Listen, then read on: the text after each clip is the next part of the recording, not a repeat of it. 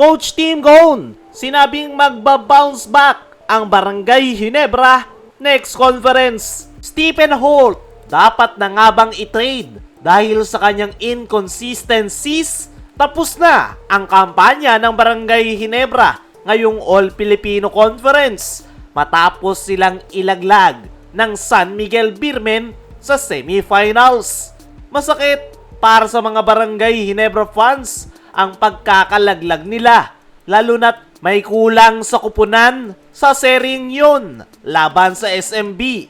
Dahil dito, agad na lumakas ang usapan sa social media at comment sections na kailangan ng gumalaw ng Ginebra sa trade. Expected na nga na may ganyang usapan na lalabas kapag nalaglag ang Barangay Ginebra. Pero mayroon ngang pangalan na palaging nababanggit na gusto ng ilan na bitawan na ng Ginebra. Pinakamadalas mabasa sa comment section ay si Stephen Holt. Ngayon ang tanong, dapat nga ba na i-trade na ng Ginebra si Stephen Holt? Hindi may kakaila mga chong na naging inconsistent ang performance ni Holt sa buong semifinal series. Actually, buong conference, at mas naging kapansin-pansin lang yan noong semifinals kontra San Miguel. Sa semis pa naman, kailangan lahat ng player ay mag-step up. Pero si Stephen Holt, hindi gaanong naramdaman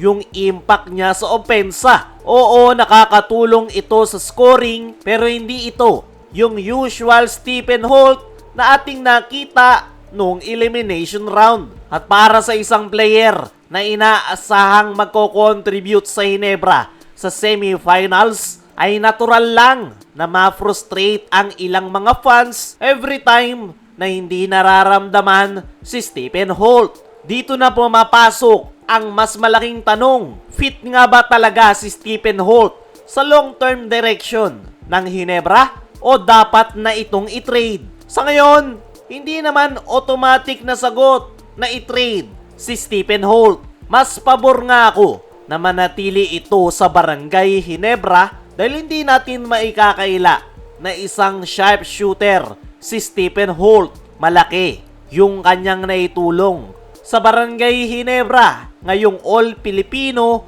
dahil napakaganda ng kanyang inilaro noong elimination round at siya rin yung nagsalba sa kanyang kupunan sa quarterfinals kontra Converge matapos yung kanyang buzzer beater shot. Para sa akin, mas magandang manatili pa rin si Stephen Holt sa Barangay Ginebra. Hindi nga natin alam yung dahilan kung bakit hindi ito naramdaman sa Ginebra noong semifinals.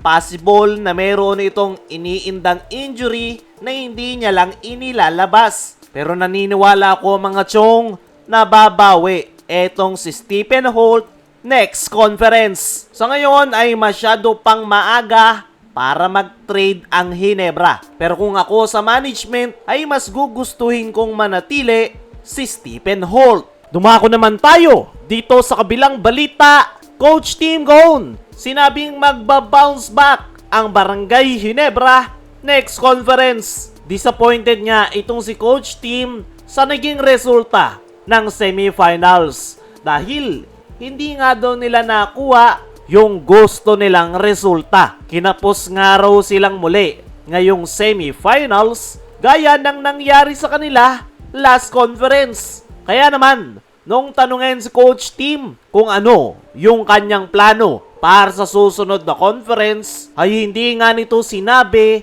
na mayroon siyang babaguhin. Ang nabanggit lang ni Coach Tim ay magbabounce back sila next conference at susubok lang ng susubok hanggat makuha nilang muli ang kampyonato. Para sa akin mga chong, kung may pagbabago bang mangyayari sa Barangay Ginebra, ay hindi pa yan mangyayari ngayon. Possible na sa mga susunod yan na araw o linggo, dahil magkakaroon pa sila ng evaluation para makita kung ano talaga yung problema ng kanilang kupunan. Ang panigurado ay babawi ang Ginebra next conference dahil nandyan na ngang muli si Justin Brownlee. Wala pang confirmation na si Brownlee ang import ng Ginebra, pero very obvious naman na si Brownlee ulit yung maglalaro para sa Barangay Ginebra. At tingnan na lang natin next conference kung hanggang saan aabot